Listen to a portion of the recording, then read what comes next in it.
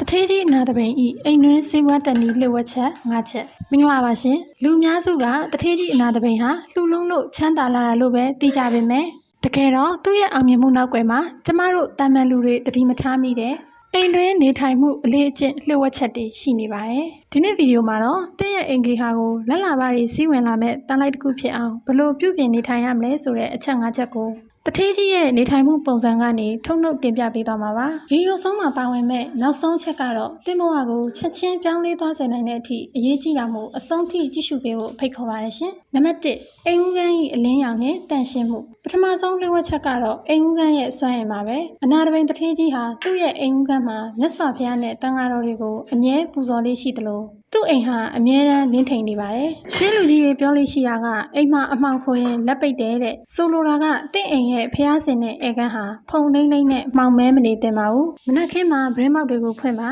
နေရောင်ကြီးနဲ့လေကောင်းလေတန့်ကိုအိမ်ထဲပေးဝင်ပါဖျားစင်မှာပန်းရေချမ်းစီမီအမြဲမပြတ်ပါစေနဲ့အိမ်ဦးခန်းကအမြဲတန်ရှင်းပြီးလင်းထိန်နေရင်မင်္ဂလာရှိရဲ့နှကောင်းနှက်မြက်တွေကတင့်အိမ်မှာအမြဲကူညီစောင့်ရှောက်နေမှာဖြစ်လို့ဝင်လန်းတွေပွင့်လာပါလိမ့်မယ်နံပါတ်2အိမ်တကားဝါနဲ့လက်လာပါလမ်းကြောင်းဒုတိယချက်ကတော့အိမ်တကားဝါရဲ့လှုပ်ဝက်ချက်ပါအနာတပိန်တထေးကြီးရဲ့အိမ်တကားဝါဟာအလှခံပုဂ္ဂိုလ်တွေအတွက်အမြဲပွင့်နေတယ်လို့သမိုင်းမှာဆိုထားပါတယ်ဒါဟာအဓိပ္ပာယ်2မျိုးရှိပါတယ်တစ်ခုကတော့တင့်အိမ်ရှိမှာအမှိုက်ပုံးတွေဖနက်ဆုပ်တွေနဲ့ရှုပ်ပွားနေတဲ့အရာတွေကိုမထားပါနဲ့ဒါတွေဟာစီးဝင်လာမဲ့လက်လာပါကိုတားဆီးတဲ့အတားအဆီးတွေပါပဲနောက်တစ်ခုကတော့မေတ္တာပါအိမ်ကိုလာသမျှဧည့်သည်ဖြစ်ဖြစ်တောင်းရမ်းသူဖြစ်ဖြစ်အ ਨੇ ဆုံးရေတစ်ခွက်ဒါမှမဟုတ်ပြုံးပြုံးရှင်ရှင်နဲ့ဆက်ဆံပေးပါ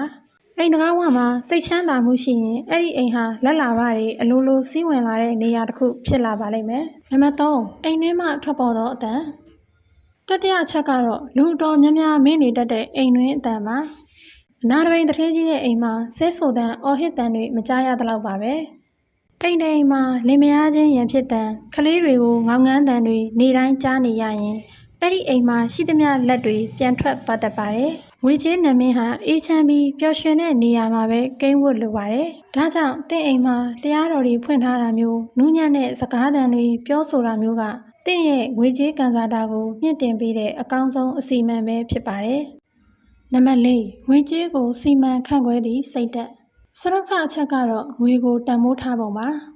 တထေးကြီးဟာစီးပွားပြတ်ပြီးဆင်းရဲသွားတဲ့အချိန်မှတော့သူ့မှာကြံရှိတဲ့စကွဲလေးကိုလှူဒန်းခဲ့ပါတယ်ဒါဟာငွေမရှိလို့မလှူနိုင်ဘူးဆိုတဲ့အယူအဆကိုဖျက်ဆီးလိုက်တာပါတင့်အိမ်မှာအလှူစုဘူးလေးတစ်ခုထားပါ